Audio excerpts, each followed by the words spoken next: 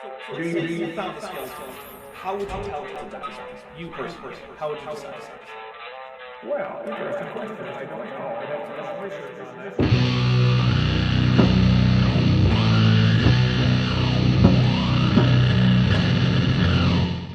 Hey there, YouTube. The Dapper Dinosaur here. When last we left Doctors Brian Thomas and Timothy Clary, they were telling us how dinosaurs were swamp creatures, despite having already described how we know that Psittacosaurus was a forest-dwelling creature, and having both of them agree to that conclusion. But who cares about lying when you're lying for Jesus? The very last thing we heard them say is that dinosaurs don't have nasal turbinates, which one, we shouldn't normally find fossilized anyway, and two, we have dinosaur turbinates despite that. So they're wrong. Anyway, let's see what we've got today. Brian? Timmy? Take it away, boys. And that's all part of the flood record anyway. Yes. So you're looking at dinosaurs are wiped out at a certain level in the flood, and that's what my research is showing. Okay. And then by my research is showing, of course, he means that is a conclusion I reached, and then just scrabbled together whatever evidence I could find that didn't directly contradict that idea, and ignored or lied about the rest. And above that, you have most of your common mammals like the horses, and so you got and where you'd expect to find humans. They're in layers. They're in flood layers, but they're way up. Way up above the dinosaurs. Interestingly, that's a matter of not inconsiderable disagreement among so-called flood geologists. Flood geologist, it kind of sounds like flat earth cartographer. Of course, they're not geologists because what they're doing isn't science, and geology is a science, but regardless, if there were an event as obvious, significant, and catastrophic as a global deluge, we wouldn't need much debate about which rocks are part of the record of that event.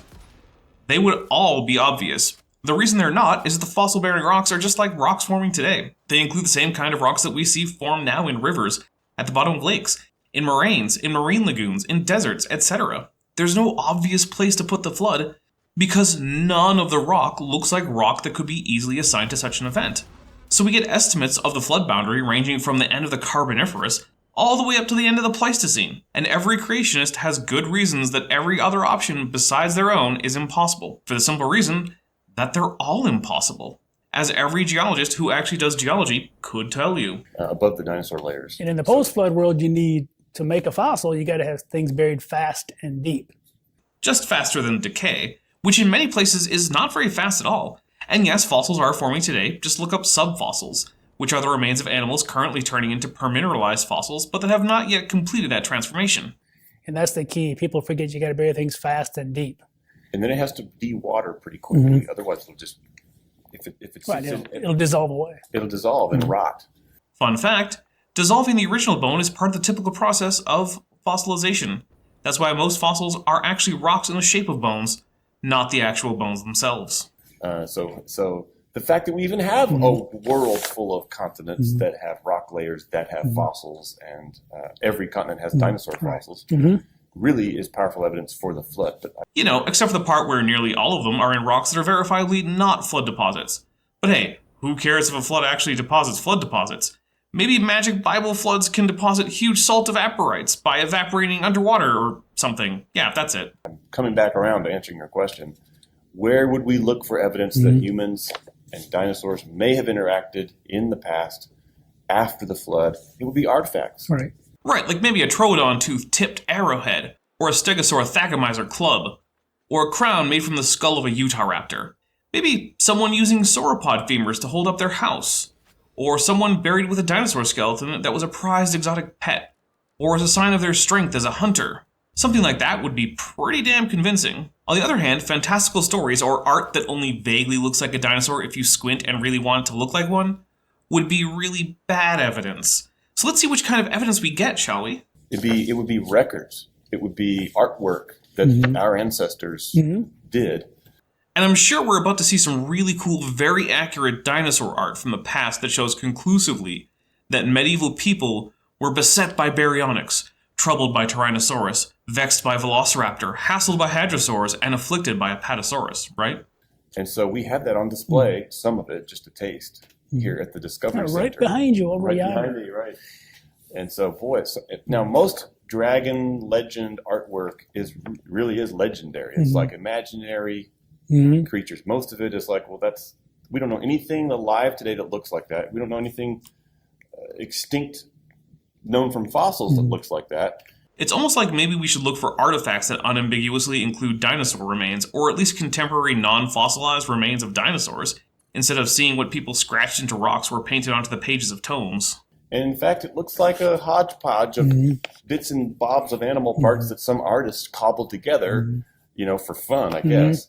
Still waiting for those examples. So that's not what we're talking about. Those aren't really historical, actual creatures. But some of these, every once in a while, you find a diamond in the rough, and it's kind of like, well, that's the exact anatomy of what we know from fossils. That's right. And those are the interesting ones. And we do see written records, like even in the Bible. In the book of Job, we see a description of Behemoth and Leviathan. Holy crap, I've covered this more times than I can count. Here's just me from the past talking about why neither Behemoth nor Leviathan in Job can be taken as evidence of late surviving dinosaurs. It also says that he lieth under the lotus tree, and so it's big, but at the same time, though, it's not big enough, and like where it can't lie under the tree. If an Argentinosaurus were to try to do that, even while laying down, it would be impossible. It's actually a little bit worse, because the plants that it actually is said to hide in are reeds. You cannot hide a sauropod in reeds. I'm sorry, but the description puts an upper cap on the size limit, or on the size of this animal. It just cannot be a sauropod. And it also says how it doesn't say he has a tail that looks like a cedar tree. It's an action verb, not an adjective. Actually, the sauropod tails only look like American cedars. They don't look like Middle Eastern cedars, because those are different species. Yeah. I mean, a tail like a cedar, that'd be an enormous tail. Many Bible commentaries, for instance, the NIV Study Bible in the notes actually says this was a hippopotamus or an elephant. Yeah, because both of those fit the description better and are known to have existed in the time and place, or near the place where Job was most likely written. Whereas we have no physical evidence for sauropods. So tell you what, when you find a, 3,000-year-old sauropod skeleton in the Middle East, get back to me, Ken. And what it also says is that Behemoth lives in the swamp, like which we know that hippos definitely did. Scientists thought that for a while that sauropods lived in the swamp, but from my understanding, that is no longer the consensus. Yeah, so the idea was originally that perhaps they were too heavy to survive outside of water for very long, sort of like a hippo, which does have that problem. But that is no longer the consensus. In fact, given how long their necks were, it's possible they may have even had trouble just breathing if they were in the water for too long. And also, we have tracks of them in environments where there were not sufficient swamps or lakes for them to be surviving in. And it's also the fact that they're extremely highly adapted to be large and terrestrial. They have what's called graviportal legs, which is a leg that's adapted to carry enormous amounts of weight. So everything about a sauropod we now know is extremely clearly adapted to living on land and not spending a whole lot of time in the water. It's not to say they never went in the water, because virtually every animal ends up in the water, or animals of virtually every species end up in the water at some point. But a hippopotamus tail is like a little flap of skin. And, an elephant's tail, it's like a piece of rope hanging in the wind. It's really difficult to know why many commentators, even conservative commentators, are unwilling to take the descriptions in the book of Job about this creature and to try to apply them to a hippopotamus or some other animal when the description doesn't fit. It does fit, though. That's the thing. That's why they do it. In fact, the part that's confusing as to why it goes back and forth between hippo and elephant is because the hiding among the reeds sounds like a hippo, but the nose-piercing snares sounds like an elephant. So that's the confusing bit.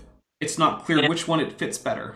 And there's also no mention of a long neck, Don't you think that's a really odd thing to leave out about a sauropod? It is the most outstandingly unusual element of a sauropod, and yeah, there's no mention of it. What's about a sauropod?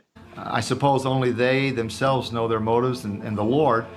Is it that they're afraid of looking foolish or scientifically simplistic or whatever? But it is very clear that the description of the animal there in Job's book is not a hippopotamus. When we look at the description of that creature, it really does seem to fit with a brachiosaur or a sauropod type dinosaur. You read the description of behemoth while looking at a fossil at, say, the Pittsburgh Carnegie Mellon Museum of Natural History, and limbs like great bars of iron, you know. That's exactly the way it looks.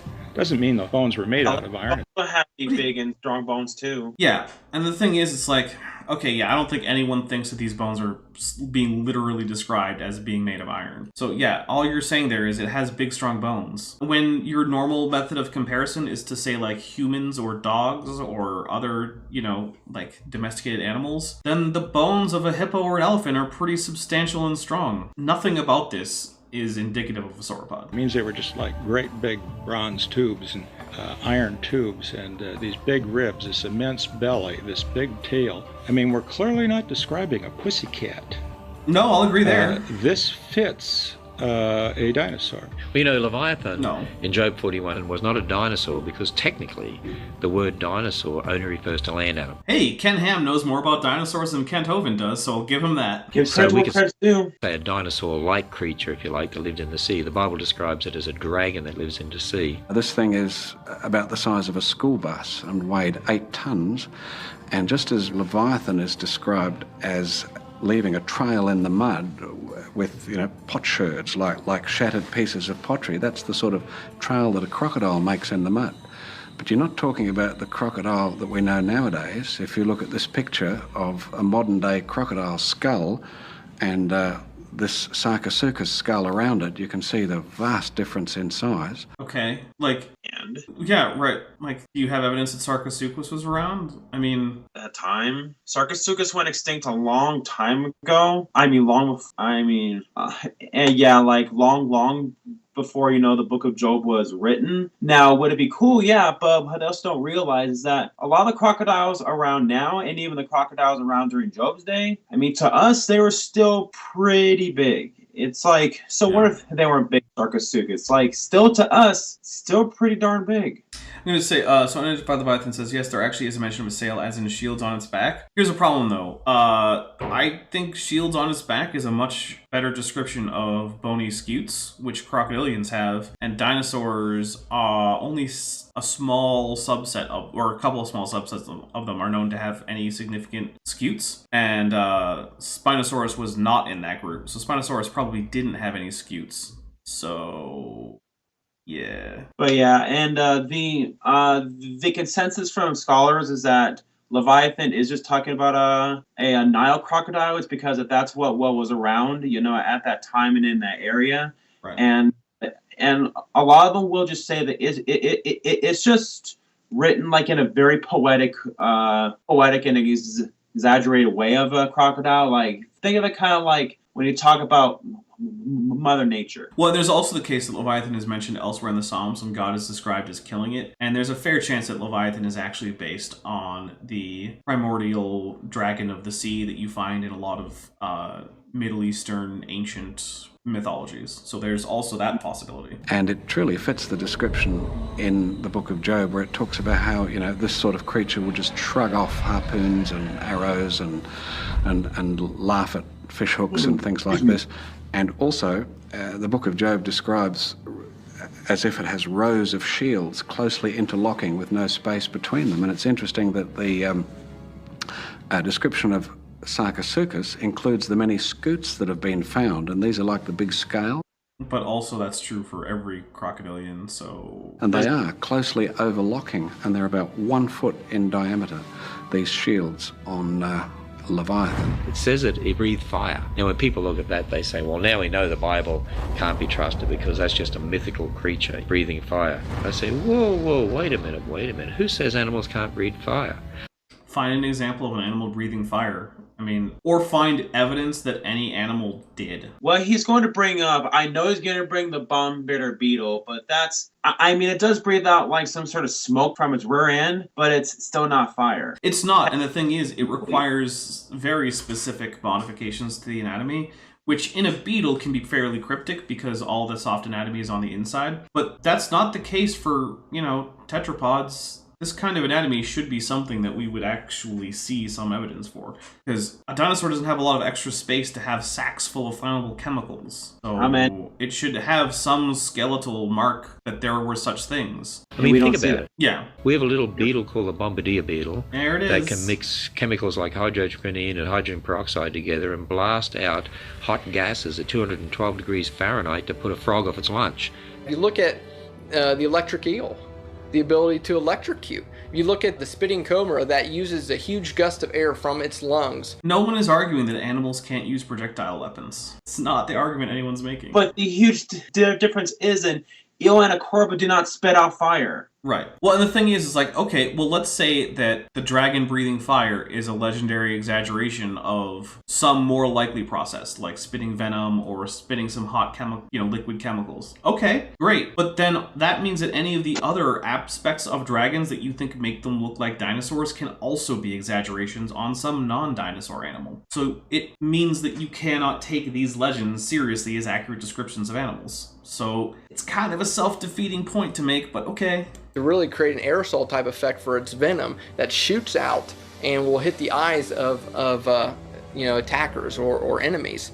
You start looking at some of these things, you're like, okay, is it possible that these eyewitness accounts really did have some evidence behind them? Interestingly, the snout of Sarcosuchus had a bulla, some sort of a hollow cavity of some sort at the tip that nobody knows exactly what it was for. He is trying to argue how, because of the skull looks, therefore it breathed fire. Right. So basically, I think the point is like, okay, so there's this little notch near where the premaxilla interfaces with the maxilla. So you're saying that Sarcosuchus had flammable chemicals in fleshy pouches dangling from the bottom of its mouth? I guess I can't say it's impossible, but it seems like a very bad plan. Mixing of chemicals or some sort of a chamber, some sort of a chemical storage chamber for generating the fire and smoke that the Book of Job also describes concerning Leviathan. When you get to the post-flood world, without those conditions to bury them, you're not going to get fossils, or really of anything. I'm going to need a citation for that one. You don't see fossils. You see some Ice Age fossils, but dinosaurs didn't live near the ice. Tell that to Eutyrannus, Pachyrhinosaurus, Antarctopelta, Morosaurus, Trinosaura, and Edmontosaurus. All dinosaurs that lived in polar regions that experienced annual freezes and snowfall during the Cretaceous. Oh, but we're pretending that dinosaurs were scaly, cold-blooded animals, not feathery, warm-blooded ones like we now know them to be. Okay, I guess just more reality denial from Team YEC. They had to have warmer climates, I believe. Yeah, you do believe that because you're either an idiot talking outside of his field, or you're a liar. Feel free to let me know which one it is. And so they were living far from where the ice sheets were and where the sediments were being deposited from these catastrophic melting even of the ice. And so you don't have dinosaurs as fossils in the post-flood world. Okay, but we have extensive aurochs remains from Great Britain, almost all of Europe except for northern Scandinavia, North Africa, the Near East, the Middle East, the Levant, Southwest Asia, northern China, and Siberia, as well as the Indian subcontinent. They were large herbivores that were about what we've heard was the average size of a dinosaur. So why do we have remains of these animals that went extinct in the 17th century from the millennia throughout history prior to that, but not a single non-avian dinosaur skeleton from that time? Aurochs remains aren't generally fossilized, so even if the lie that fossilization doesn't happen anymore were true, it wouldn't matter. This is recent enough for the original bones to be found. We have accounts and trophies from aurochs hunts. Why do we not have such from stegosaur or ankylosaur or heterodontosaur hunts? Maybe, and stick with me now, just maybe, it's because there were no such animals living with the humans, ever. Because the whole story this is based on is obviously not literally true. And you wouldn't expect it. I wouldn't expect it either, and we don't have... Yeah, I agree. Except, we should expect to find remains of such large animals as well as unambiguous art. We have exquisite cave art from all over the place, of animals like European lions, aurochs, horses, etc. Things that modern scientists have even used to reconstruct the life appearances of recently extinct animals from places like Europe and the Middle East. Why is this not the case for dinosaurs? Or is it, and these two are just holding out on us for effect? But it's this artwork. It's really interesting, and we've got artwork that, one of the interesting pieces of art that that I've encountered is, for example, in Barcelona, there's an altarpiece from the Middle Ages. Okay, so the Middle Ages is from the late 5th century to about the 15th century, a period of some 1,000 years. Let's see what we can learn about this altarpiece. And it shows a depiction of St. George and the Dragon. St. George, not sure if he existed, but let's pretend he did. There's no good reason to be particularly skeptical about the existence of St. George. He was an ethnically Greek Roman legionary who was killed for refusing to recant his Christianity during the Diocletian persecution in the year AD 303. Nothing about that is extraordinary, and the dragon legend doesn't come into the picture attached to him until the 11th century. So while that certainly didn't happen, he's very likely a real person who lived and died for his religious faith. I find it odd that these two will maintain skepticism for the completely mundane assertion that a soldier named George was killed by the Roman state for being a Christian at a time when that was a known thing that happened to plenty of people. But they take quite seriously the idea that maybe dinosaurs were roaming the land when he would have lived. A far more extraordinary claim. Whoever did that art had to choose some kind of anatomy to represent the dragon. And it turns out that this particular artist chose a very unique anatomy, not known from other St. George and the Dragon depictions, which are all over Europe. But this one's unique, and it's got these teeth that go outside the mouth. So when it closes its mouth, teeth are outside. And the length of its legs to body ratio, the whole body length in proportion to St. George on a horse, it's all exactly precise from what we know from fossils of Nothosaurus. Yeah, it's exactly like Nothosaurus, except, for the placement of the nostrils, the number of toes, the vertical positioning of the legs, the curlicule tail, and the fact that the animal in the drawing has mammalian ears. Other than that, sure, it's just like a Nothosaurus. Which, by the way, isn't a dinosaur. It's more closely related to a turtle than to a dinosaur. Weird how the artist, presumably having seen humans, horses, and Nothosaurs, would get so much wrong on the Nothosaurus. Or maybe, given the mammalian ears on this guy, this is just another one of those fanciful chimeras. Which, it is. P.S. The jaw shape is also wrong. The dentary of Nothosaurus dips ventrally starting at the posterior end before rising dorsally again about 2/3 of the way along the length of the bone. The teeth are not uniform in size, with only the anterior-most teeth being the large ones that would likely have poked out of the mouth. In short, if this is a Nothosaurus, it's a really crappy depiction of one, which is surprising given how accurate the horse is right down to the limb musculature. Which is in rock layers below the dinosaur rocks. But what we've been saying all along is that the flood deposited the dinosaur rocks and the layers below it. Correct. And all these layers were deposited in just 1 year. And we've been saying that, believing that for a long time. So it makes sense that not just the dinosaurs, but these other extinct reptiles would have gone on board the Ark too. Except that according to ICR, Nothosaurus would not have been on the Ark because it wasn't a land animal. It was a Sauropterygian. They were a group of aquatic reptiles that included the plesiosaurs. Why would it be on the Ark? Did Noah also take whales on the Ark? And even mammal-like reptiles that we see buried in rock layers, sometimes above dinosaurs. So, breaking news! Modern Synapsid thinks that Synapsids living with dinosaurs is somehow controversial. So when we see artwork that looks like, this creature lived... This creature lived right on through up until the Middle Ages, because someone knew the exact anatomy. I would love to see such artwork, but so far I got something that doesn't look like a Nothosaur and has mammal ears. This is not exactly compelling. And many of the depictions actually have the legs coming straight down, like we talked about at the very beginning, for dinosaurs. For these dragons, for some of these dragons and things, you see many of them have their legs coming straight down. Yeah, all the anatomy really and works. So, people, if they were doing reptiles today, they would draw them sprawling. Okay, but Nothosaurus should have had sprawling hind limbs at least, and that art didn't. So I'm not seeing the consistency here. Maybe some examples of these cool erect-limbed dragons is in order. Right, kind of the second part of that question is, who in the Bible may have actually seen or interacted with dinosaurs? Any biblical character who existed would have seen and probably interacted in some way with birds. I don't care about their opinion on this, so we're moving on. Good dinosaurs or flying reptiles spit fire.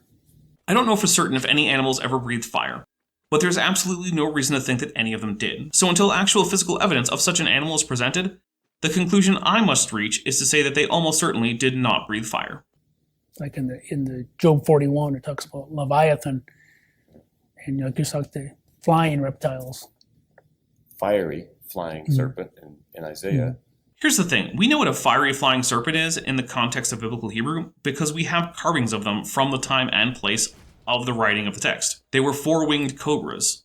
So unless ICR wants to show us a fossil cobra with 4 bird wings attached, this is dumb. So we do have bioluminescence, and we even have sea creatures are, of course, lots of sea creatures make their own light. Even sharks glow, have their bellies glow. Well, no known tetrapod has bioluminescence, so unless these 2 chuckleheads can find one, this doesn't really explain away the fire breathing. Also, while there are some bioluminescent sharks, it's not exactly a trait of all sharks. So bioluminescence is really awesome. You know, it shows us that God can build a living structure that can make its own light. Why couldn't he build? We also have electric eels showing God can build biological structures that shoot out electricity. Why not have one that shoots fire? Right. I don't know. Maybe because the inside of tetrapod mouths aren't very fireproof? Something you might know if you ever ate a pizza that was too hot and burned that ridge just behind the front of your teeth. Also, cool hypothetical, but there's no evidence for it, is there? And that's what we have in Job 41 with Leviathan. It's a sea dragon type thing that could breathe fire.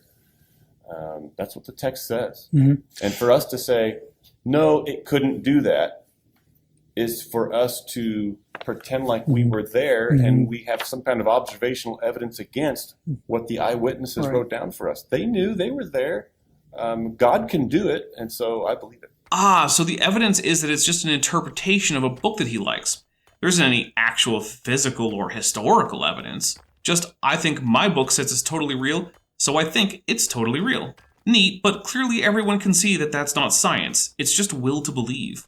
This goes back to that story that in the previous chapter, Job 41, about Behemoth eating grass. Nope, we're not going back to Behemoth. Physical evidence or get the f*** out, boys. He talks a bit about dinosaurs eating grass. Yep, some did. It's not important because, oh no, emergence time of grass has been revised. Yeah, science changes. How long could dinosaurs live, do you think? I think we disagree on this one. Yeah, that's probably true. We don't always agree, but most things. This is like asking how long mammals live. Some mammals die of old age after barely a year.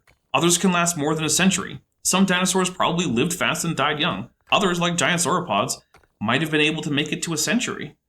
How long do you think they could live? Did they live longer before the flood?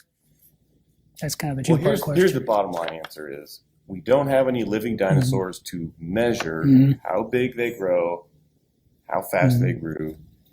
And some may have grown faster in different circumstances. On the one hand, it's true that we don't have any living non-avian dinosaurs to test, and that lifespan varies so much in any fairly wide taxon that we can't draw conclusions just from living dinosaurs. But there are options, such as histology on bones, that can give us some ideas about the growth patterns and longevity, since as a rule of thumb, animals that grow up fast tend to also not live as long as those who grow up slowly. For example, mice are sexually mature in less than a year, but that's because they tend not to live many years. On the other hand, elephants and humans are very slow to reach sexual maturity, and both are very long-lived species. So in 2007, the bone histology of Plateosaurus was studied. In 2013, the same was done for Psittacosaurus, and in 2000, the same for Maiasaura. In the Plateosaurus, it was found that it grew very quickly, but it's a bit early to conclude that this means a short life. Sauropods may have had a life history similar to that of sea turtles, who can live up to 50 years if they make it to adulthood, which they do quickly if they do it at all. And I say that because they lay many eggs, very few of which result in adults. These eggs are abandoned after being laid and the mother just goes back into the ocean. Sauropods seem to have done something similar, although with no ocean. Psittacosaurus seems to have been a more modest grower, taking some 5 years to reach adulthood, and interestingly, switching from being quadrupedal to bipedal while growing up, which is something humans do as well. For this organism, it could probably last a couple decades if it's lucky, as adult lifespan is usually at least a few times the time typically spent as a juvenile. Maiasaura matured quite quickly, spending only a couple of months or so in a nest and reaching adult size in at most 2 years. So despite their size, perhaps Maiasaura was in the live fast, die young category. But let's see how disappointing the answer from the creationists is now that we've actually looked into actual dinosaur science. Also, these 3 examples come from the papers that are linked in the description. Maybe the males grew faster and bigger and the females not so much, or vice versa. So this is generally pretty unlikely. Both sexes almost certainly hit sexual maturity at about the same age, as otherwise some juveniles would require more parental care in those species that provided it, or would spend significantly longer in vulnerable juvenile stages in those species that did not provide significant parental care. Further, except in species with large amounts of sexual dimorphism, this just doesn't generally occur. For example, humans are only mildly sexual dimorphic, and juvenile humans of both sexes grow at about the same rate overall until reaching their puberty growth spurt, which is generally the last phase of physical growth of the long bones in humans. It's only the difference in the timing of this, with females generally hitting the growth spurt earlier than males, that results in the ultimate average height differences between sexes in humans. It also results in the fact that for a few years, juvenile females tend to be taller than juvenile males in humans before the males hit their growth spurt and on average overtake their female peers. Anyway, there's no particularly good reason to think that growth differed significantly between sexes in dinosaurs, and most dinosaur species aren't known to have two morphs that likely represent sexual dimorphism. Although an exception is Tyrannosaurus rex, which has a robust morph and a gracile morph. Interestingly, only the robust morphs have been shown to be female, and so it's quite possible that the robust T-Rex were female and the gracile T-Rex were male, although this is not conclusive. There's a lot of unknowns, so I think we're really moving into the realm of speculation. And some experts who look at they look at osteons, which are these bone structures inside the bone, microscopic structures. So you cut the bone, thin section it, look at a microscope. Oh, look, there's these rings. It's like growth rings on a tree. And they say, because there's 5 rings here, this must be a 5-year-old dinosaur. But for every guy who says that, there's another guy or gal who says, no, that's a 2-year-old or that's a 10-year-old. And it's just that the pattern here is different than the actual age. And so it's just so debated that it's not really a hill I want to die on. Well, I think the histological studies are far less controversial than we're being told. But yes, it's not easy, even with such studies, to say conclusively about the full life histories of dinosaurs. One great thing that can happen in the life history of humans is that they can subscribe to this channel. So if you haven't already and you're enjoying this video, why not go ahead and do that? You can even turn on notifications. Don't worry, it's free and you can undo it. Well, I think the really small ones, I think maybe you're somewhat accurate on them. They can see a couple growth rings, and as they got bigger, if you can find enough of them, that's the part of the problem is you can't find enough of a package from hatchling all the way to large adult size. There's only a few dinosaur species where they can actually kind of do that to some respects. But they do see a pattern, but eventually other people, other experts in paleontology have said that at a certain point, you no longer get rings, and so they're really just minimum ages. Yep, after reaching adult size, it seems that bone ring development can halt, indicating that dinosaurs were determinate growers, unlike many lizards and crocodilians. After this point, it's very hard to determine the absolute age of a dinosaur. You need to use proxies like bone pathologies, which tend to accumulate during life. But even then, there are animals that can be especially unlikely and break many bones, while an older animal has not broken any. In mammals, you can use tooth wear as a proxy for determining age, but dinosaurs replace their teeth frequently throughout their life, so this doesn't help either. Unfortunately, this is probably just one of the areas we will never know much about. Although if you'd asked me about dinosaur coloration 15 years ago, I'd have said the same thing. And I was wrong about that, so who knows? After this, they just agree with me, so we'll skip that. I don't want to use too much of their footage, that would violate fair use. Next, though, we're going to hear something about gigantism as a defense mechanism in sauropods, and while that was certainly an advantage, let's just hear what comes next. Certainly true with sauropods. Right. Because they didn't have armor plating. No. They didn't have... I would like to formally introduce you to the sauropod family, Saltosauridae, named for the type species Saltosaurus. They were known for their extensively bony dermal armor. Now, it's true that armored sauropods were restricted to this family as far as we know, but that means you can't just say that sauropods weren't armored. I think they continue to grow bigger. There's conflicting evidence on that, but many reptiles today seem to keep growing bigger. There's some they say reach a determinate size. Yes, like all modern dinosaurs, as we've already discussed, were probably determinate growers. And that gets into the whole warm-blooded, cold-blooded thing. And I lean to the side of dinosaurs being cold-blooded. That's because, Dr. Clary, you are an idiot, whether intentionally or not. Those same histological studies that I mentioned earlier show that dinosaurs almost certainly grew too fast to be ectotherms, or cold-blooded. As many dinosaurs, especially theropods, are built for high-speed lifestyles that are incompatible with ectothermy and demand at least mesothermy, if not endothermy, or warm-bloodedness. Further, dinosaurs from a huge range of Dinosauria had feathers and protofeathers. It's hard to see why, if not for insulation, something only endotherms really need. But continue on with your reality denial, Dr. Clary. This isn't any more absurd than the flood story, which according to your own models, would turn the Earth into a new sun with all the heat released. To me, it makes more sense why they went extinct ultimately after the flood because the climate was different in the pre-flood world. It was a little colder areas, much more harsh. Well, as we've discussed, dinosaurs from sauropods to theropods to ceratopsians to ornithopods managed to do just fine in the snow in the Cretaceous. I'm sorry if that makes it hard for you to rationalize your absurd ideas about the Earth being 740,000 times younger than it really is, but frankly, that's your problem, not mine, Dr. Clary. There might have even been changes to the amount of CO2 and oxygen in the atmosphere, and that's debatable as well. But a lot of those things could have happened during the flood as you're making limestone, pulling things out of the air. To make calcium carbonate, you got to pull CO2 out of the air, and so there could have been a big change in the atmosphere. Oh, the flood corresponded with an impossibly explosive growth and die-off of marine phytoplankton? Because that's basically what limestone is made up of. The skeletons of tiny photosynthetic plankton. And of course, limestone just doesn't deposit in such a flood. Because it needs calm water. You know, being made from plankton primarily. The skeletons in question precipitate very slowly, and Brownian motion in water can easily overcome the force of gravity on such particles. I look forward to the experiments in simultaneous population explosion in phytoplankton and high-energy limestone deposition that I'm sure are just around the corner from the Institute of Creation Research. Until then, though, sorry, but extensive limestone formations absolutely preclude the flood of Noah as understood by ICR on their own. In the pre-flood and post-flood world, I think too often we make the flood too small.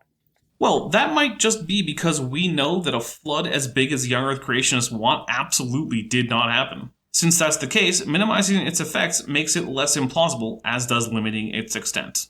You know, it actually affected the atmosphere, I believe, the crust, not just the sediments, not just the fossils. Things were completely changed from the pre-flood to the post-flood, and that affected how dinosaurs, and if they were cold-blooded, which I think there's strong evidence to support that. We're just not going to be provided with that evidence. And let's be real, the evidence is that it would be convenient for Dr. Clary if dinosaurs were cold-blooded. That's it. Unfortunately for him, there's actually strong evidence that dinosaurs, pterosaurs, and even the ancestors of crocodilians were all originally warm-blooded, as are modern dinosaurs. And even modern crocodilians retain the four-chambered heart of a warm-blooded reptile, although they bypass one of the chambers, resulting in a structural four-chambered heart that is functionally three-chambered.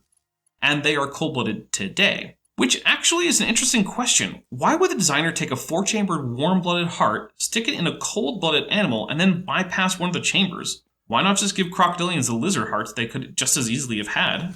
There's no good reason. The only reason is that crocodilians evolved from warm-blooded ancestors who needed a four-chambered heart. How they could have survived in the post-flood world. They had a much more limited range of where they could live, you know, the equatorial regions. Snakes are among the most widespread cold-blooded reptiles, and since we're talking about what Clary is pretending are cold-blooded dinosaurs, they're not the worst proxy. They're found as far north as Scandinavia and as far south as southern Argentina and Chile, and Tasmania. That's far outside the tropics. Plus, unlike snakes, dinosaurs had fluff to keep them warm in many cases. This idea simply doesn't hold water. Nothing about the modern climate would preclude dinosaurs, and let's not forget that in the real world, dinosaurs today range across literally every landmass on Earth, including the coast of Antarctica.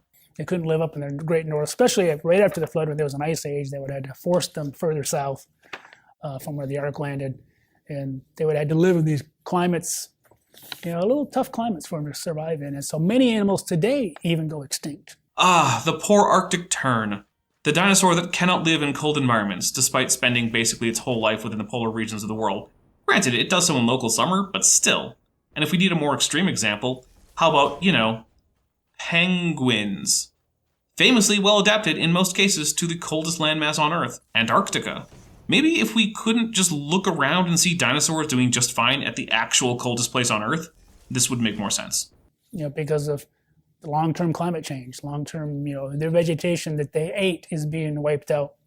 And it isn't always caused by humans. It's, you know, of course we push the envelope. We might have helped push the envelope on the dinosaurs as well. Modern climate change is almost entirely caused by human activity, and without such activity, the Earth would probably be heading for another glacial expansion. As it is, humans are in the process of entirely ending the Ice Age, and doing so in record times in terms of the history of climate change on Earth. This is not something that's actually under any debate in the scientific community. It's quite conclusive. The driving cause of climate change is atmospheric carbon dioxide, and the majority source of introducing that chemical into the atmosphere is human burning of fossil fuels. It is absolutely a problem, and unfortunately there are not a lot of easy solutions. But there are people working on it, and we have avoided the worst case scenarios that were projected a decade or so ago.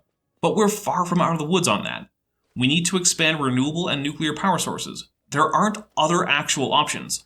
We can't physically plant enough trees to make a dent. No amount of your personally reducing your carbon footprint is going to make the change.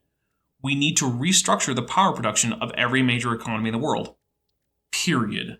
But ultimately, I believe they went extinct. They were diminishing in number because the conditions after the flood were so different than before the flood. But they were around for a long, long time. And the only evidence of that we were presented with was a relief from a Spanish altar that even they don't think depicts a dinosaur and definitely doesn't accurately depict the animal they said it was. You'll have to forgive me if I find that entirely uncompelling. How can you say they were not warm-blooded? Good question. In fact, one of the dinosaurs already mentioned by these two bozos was Sinosauropteryx. We have numerous unambiguous fossils containing insulating filaments in dinosaurs as well as histological studies that indicate rapid metabolic rates consistent with endothermy. So let's see if we get anything to indicate cold-bloodedness beyond just that dinosaurs are reptiles and it's convenient to their story for them to be cold-blooded. Because they have to be warm-blooded in order to evolve into birds. No, Dinosauria as a whole does not need to be warm-blooded in order for a subset to evolve into warm-blooded birds. All that's needed is for that subset to be warm-blooded sometime before the emergence of crown aves. And then, bam, birds are ancestrally warm-blooded. That endothermy appears to be the basal trait in the wider Archosauria is basically a coincidence. Now, we do know that most dinosaurs were probably at least mesothermic, which is basically the midway between warm and cold-blooded, and many were certainly full endotherms. Which we know dinosaurs evolved into birds, right? Well, that's the story they're spreading now in the secular world. The dinosaurs were birds. No one says Triceratops was a bird. Saying dinosaurs are birds is like saying mammals are humans. It's beyond stupid. It betrays a complete misunderstanding of the most basic aspects of taxonomy. The level of taxonomy a toddler can understand. Vice versa. There you go. Vice versa. And the thing is, it's true. Birds meet every definition of dinosaur. And of course, you know what's not about to happen? It's that they're not going to give us a good definition of dinosaur and then truthfully show us how birds fail to meet it. I know that won't happen because that's impossible. But it's also what they'd actually need to do to claim that birds aren't dinosaurs. And it's what no creationist ever does. But further, they could just admit that birds are dinosaurs. It doesn't actually change anything about their position. They accept that whales are mammals, so why not accept that birds are dinosaurs? There's really no reason except that they've been planting a flag on this hill for decades, and they'll be darned if they're going to retreat from it now, even if the hill provides no tactical advantage whatsoever. I'm like, we disagree with that totally here at ICR. Cool. You can disagree with reality all you want. It just makes you wrong. And hey, you're allowed to be wrong. In fact, I think that the right to be wrong is one of the most important rights there is. It's basically the same as the right to freedom of belief and conscience. But I also have a right to correct you and to mock you for being so obviously silly. That's like the professor who told his students, you're a fish, whether you're just a highly evolved fish, whether you like it or not. You know, that's a quote from the textbook. I would love to know which textbook that quote is supposedly taken from. But let's talk about being fish. So fish isn't a taxon. It's basically what we call aquatic vertebrates with gills, but some of those are more closely related to you than they are to other fish. All bony fish are more closely related to humans than they are to sharks or stingrays. And all lungfish are more closely related to humans than they are to any non-lungfish fish. So if we wanted to use fish to mean anything taxonomically and keep all the animals we currently call fish still called that, then fish basically just means vertebrate, and humans are certainly vertebrates. Now, this isn't the venue for a full discussion of the transition of aquatic fish to tetrapod on land, but I'll recommend the book Your Inner Fish by Neil Shubin. It's an excellent book that covers not only the fossil record of the transition from basal lobe-finned fish to tetrapod, but also covers the deep physical and genetic homologies that show how every part of human anatomy is a modified part of the anatomy found in fish, and not just lobe-finned fish, or even bony fish, but even skates, rays, and sharks. It's like, this is so imaginary that what world are we living in? Because fish are different than people. Yes, personal incredulity. The retreat of someone who has no actual objection, but doesn't want to sound too mean. Hey, Dr. Thomas, you saying something in a joking and incredulous tone of voice isn't an argument. If you want to give an argument as to why taxonomically humans aren't vertebrates, I'll hear it out. And if you want to debate the genetic homologies between all vertebrates, I'll hear it. And if you want to dispute the fossil record of transitional stem tetrapods, I'll hear that too. But what I'm actually hearing is none of that. Instead, I'm just hearing you say, nah, bro, I'm not buying it. Which, isn't an argument.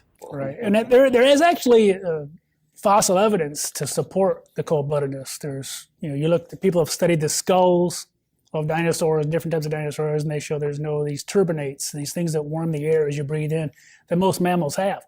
Oh man, but not all mammals, because they're more important in the cold, and not all mammals live in the cold. But they're still endotherms. But further, these turbinates are often paper thin in both birds and mammals. And remember, birds are dinosaurs, and paper thin sheets of bone are unlikely to fossilize. But beyond that, we do have non-avian dinosaur turbinates in the fossil record. We have evidence for turbinates in Ceratosaurus, yeah, me, and Eoplocephalus. And since those are basically on opposite ends of the dinosaur family tree, we can say with pretty good confidence that turbinates were probably common throughout Dinosauria. Dinosaurs didn't have those things. You a rotten liar. Even their eggs, they took longer to hatch than most birds and most warm-blooded animals. Their eggs have been shown to take months, several months to hatch, similar like crocodiles and alligators do. Oh, but the eggs of the malleefowl, Lepoa ocellata, of Australia typically take 62 days to hatch and can take up to 90 days. That counts as months. And the eggs of emus take 46 to 56 days. That's always over a month, and in some cases just shy of 2 months. And let me check my notes. Yes, emus and malleefowl are indeed warm-blooded birds. Heck, the royal albatross, Diomedia epiphyemora, lays eggs that take almost 3 months to hatch at about 80 days of incubation. So, sorry Dr. Clary, but I have to call bull on this being a difference between dinosaurs and birds. Plus, what part of the definition of dinosaur or birds depends on incubation period? Oh, is it no part? Yeah, it is. And so there's quite a bit of evidence, scientific bone evidence to support that they were cold-blooded. We just don't get to hear about it, I guess. It's just become popular since the 60s and 70s to push dinosaurs being warm-blooded. Yeah, since that's when unambiguously active pursuit predators were really described with things like Deinonychus. I'm sorry that science doesn't just jump the gun and conclude things without evidence. Oh wait, no, I'm not sorry, because that's how it's supposed to work. Science has only known about special relativity for about 120 years. But I guess since that isn't the beginning of time, satellites just don't work. Oh wait, yes they do, you unthinking dunderhead. It doesn't matter when a discovery was made. If tomorrow we found a fossil of a fully feathered sauropod, then guess what that would mean? At least some of them had feathers all along, and we just didn't know it. There would be no use in saying, oh, but people only started arguing for feathery sauropods in 2022. Yeah, that's when in this scenario we got that evidence. I don't know if you can tell, dear audience, but this video is really getting on my nerves. And then to go back to the old 19th century idea of dinosaurs are birds. And now you're seeing people out there saying dinosaurs had feathers. And yeah, like the unambiguous feathers on animals like Colindodromeus, Microraptor, and Eutyrannus, as well as the ones these idiots mentioned, Sinosauropteryx. We say dinosaurs had feathers for the same reason we say they had claws. The anatomy is right there for all to see. And maybe I'll let you kick on that one. That's one of the questions coming up. Were dinosaurs, in fact, did they have feathers? Were they warm-blooded and did they have feathers? But before I let you go on that, to make a dinosaur into a bird, you got to first make them warm-blooded. Already done. It's the basal condition for ornithodyrans, which is dinosaurs, pterosaurs, and their close relatives. And it is probably the basal condition for Archosauria as a whole. And remember, we were given literally no reason to doubt this. And so I think that's the first step that they took in the 70s and 80s. They started pushing dinosaurs were warm-blooded. Even though the evidence is not strong. You know what? I'm not above reusing a meme. There's some evidence to support, there are some similarities between certain types of dinosaurs and birds. Yeah, like the semilunate carpal in Maniraptorans, the increasingly reduced tail and increasingly horizontal posture of the femur in Eumaniraptorans, the loss of teeth and the presence of beaks in avialans, and the arrival of the picostyle in the well-named Picostylia, etc., etc. And of course, this is ignoring that the closer you get to birds in terms of skeletal anatomy, the more the feathers resemble those of modern birds. And by the time you get to Maniraptora, which includes animals like Oviraptorosaurs and Dromaeosaurs, they're basically just fully modern feathers. But there's a lot that they disregard, the evidence that really supports, I think, that dinosaurs are not related to birds at all. It would be great to hear some of that evidence. At least toss out the creationist's favorite discredited paleoornithologist, Allian Fiducia, or one of his pals like Lingam Soliar. But the cold-blooded evidence, I think, is still strong. And so, but they don't want to hear about that. Yes, I do. I'm literally asking for it right here, right now. I want to hear about it. I just haven't. The closest I've heard is that dinosaur eggs on average take a few months to incubate, which is just a nothing argument. That's now heresy in the secular world to talk about dinosaurs being cold-blooded. Nope, it's not heresy, it's just dumb. There's no such thing as heresy in science. There are things that are supported by evidence, like the great age of the Earth, evolution, and the fact that birds are dinosaurs, and the fact that the Earth is a globe. And there are things that are not supported by evidence, like that the Earth is 6,000 years old, special creation, birds not being dinosaurs, and the flat Earth. Those latter things are not taken seriously in science because there's no reason to think they're true, and excellent reasons to think they're false. Even though there's a lot of evidence that's out there, if you dig through the evidence, and I did this for a lab when I taught at a public college, I looked through, I said, okay, what's the evidence for cold-blooded? What's the evidence for warm-blooded? And I found there's a lot of evidence in the bones, like the turbinates, lack of turbinates and things, to show that dinosaurs very well could have been cold-blooded. And that's a big problem if you're trying to turn them into birds. Weird how at least some dinosaurs did have turbinates. Turbinates aren't required to be warm-blooded. Not all mammals even have respiratory turbinates. At this point, though, I need a break from all this nonsense. There's only so much of this I can take at a time. Next, we'll learn about things like how birds, I guess, have their own unique body plans, which if true would make them not really vertebrates, but whatever. If you liked this video, hit the like button. If you didn't, tell me why not in the comments and hit the dislike button. Either way, please do subscribe and hit the bell icon and turn on all notifications so you're always notified when I have new content. I'm the Dapper Dinosaur. Thanks for watching, but before you go, I just want to say a special thank you to my channel members and my patrons, especially those pledging $20 or above. Bob Knob, Work in Progress, Vanthoven, Tapioca Weasel, Denny5252, Ian Chen, Landon Knoll, Mabdy Babdy, McSpooks, Sphincter of Doom, The Venerable Bede, and Atheist Animal. As you probably know, YouTube is a very volatile platform, and from month to month my income on the channel can swing wildly. But the people you see on screen are directly supporting so that I don't have to worry too much about that, and the channel can keep going as it is, and perhaps even improving. If you'd like to join this team, there are links below to join the channel or in the description to join the Patreon. The Patreon starts as low as $1 a month, and the channel memberships start as low as $1.99 a month. On Patreon, you can even get a discount for pledging annually. If you do decide to pledge, you'll get access to an exclusive Discord server just for channel supporters, as well as early access to all of my pre-recorded videos, often up to 2 months in advance. Higher tiers will unlock even better perks. Now, if the annual or monthly pledge isn't right for you, but you still want to support the channel, there is a merch store down in the description, as well as an Amazon wishlist, just for me. And if financial support isn't something you can or want to do, then if you still want to help out the channel, please just like and share these videos and make sure you comment on them. It really helps the channel out. Thanks again for watching.